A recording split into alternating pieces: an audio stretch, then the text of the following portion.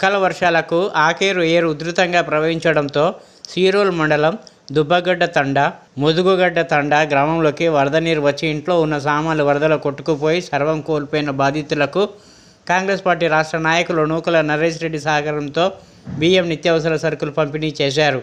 ఈ సందర్భంగా కాంగ్రెస్ పార్టీ రాష్ట్ర నాయకులు నరేష్ రెడ్డి మాట్లాడుతూ వరదల్లో నష్టపోయిన కుటుంబాలకు వారం రోజుల్లో ప్రభుత్వ సాయం అందుతుందన్నారు. కాంగ్రెస్ నాయకులు శేషయ్య, మధుకర్ రెడ్డి, అంబారీష్, రామ్లాల్ సహకారంతో 10 రోజులకు సరిపడా వరద బాధితులకు బియ్యం నిత్యావసర సరుకులు పంపిణీ చేశామన్నారు.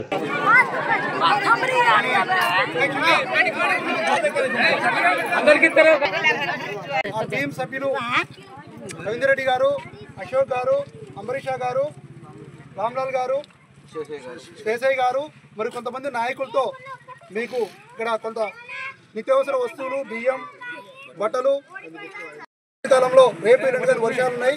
ఇంకొంతమంది ముందుకు వస్తారు. మీరు వచ్చి గొడవ పెట్టుకోవడం వల్ల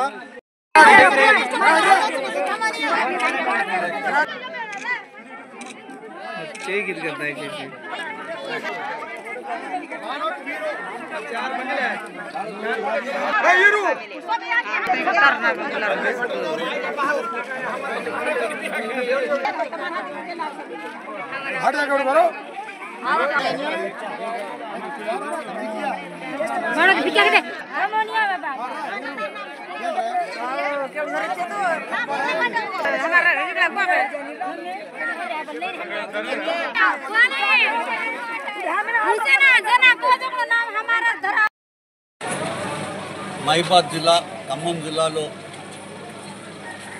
తుఫాన్ బీభత్సం తాండవించింది. ఈ ప్రాంతంలో ఎన్నో తండాలు, ఎన్నో గూడాలు మరి నీళ్లు వాళ్ళ ఇళ్లలోకి ప్రవహించి వాళ్ళ ఉండే ఆస్తి అంతా కూడా మరి గలంతవటం దురదృష్టకరం.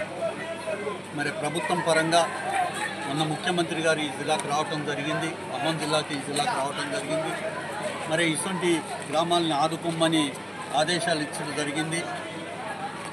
మరి ప్రభుత్వం పరంగా మరి అన్ని లిస్టు తయారు చేసుకొని ఇంకొక వారం 10 రోజుల లోపల మరి ప్రభుత్వం నుంచి వచ్చే సహాయాన్ని కూడా అందిస్తారు. ఈలోపు మరి నేను నరేష్ రెడ్డి, మరి అదేవిధంగా శేషయ్య, మన రవీందర్ రెడ్డి గారు, అంబరీష, రామ్లాల్ గారు, అశోక్ గారు అందరం కలిసి మరి వీళ్ళని ఆదుకోవాలనే ఉద్దేశంతో ఈరోజు 250 కిట్లు తయారు చేసినాం. మరపడ మండలంలో ఒక 170 కిట్లు, వీడికి 100 కిట్లు.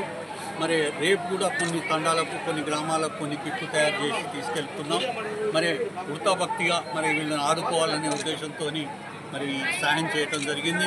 పొద్దున కార్యక్రమాల్లో ఎమ్మెల్యే గారు రామచంద్ర నాయక్ గారు కూడా పాల్గొంచుకోవటం, ఇప్పుడు హైదరాబాద్ వారు తక్షణం పోవాల్సిన అవసరం ఉంది కనుక ఈ ప్రాంతానికి రాలేకపోయారు. మరి మేమందరం కలిసి మరి ఈరోజు మిమ్మల్ని ఆదుకోవడానికి ఇక్కడ రావటం జరిగింది.